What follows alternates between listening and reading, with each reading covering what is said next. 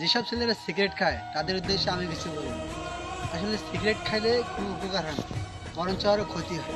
এটা একটা নেশা জাতীয় জিনিস, এটা খাইলে ভিতরে অনেক রকমের সমস্যা দেখা দিতে পারে। অতএব আমরা যারা সিগারেট খাই, অনেক ছেলে পেলেরাই আসে সিগারেট খায়, এদের সিগারেট খাওয়া থেকে বিরত রাখতে হবে। এরা আর যে বোঝে না যে আমার সিগারেট খাইলে যে নিজের ভিতরে একটা ক্ষতি হয়, এই ক্ষতিটা কী, কারণ এদের জানতে পারে না। সেই কারণে বলতেছি সিগারেট খাওয়া যাবে না। সিগারেট খাইলে ভিতরে ফুসফুসে ক্যান্সার হয়। ক্যান্সার বড় আক্রান্ত হলে আবার মানুষ মারা যেতে পারে।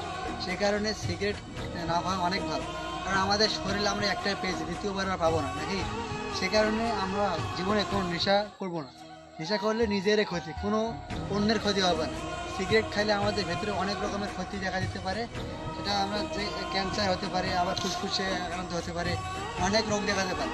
সেই কারণে আমরা সিগারেট খাবো না।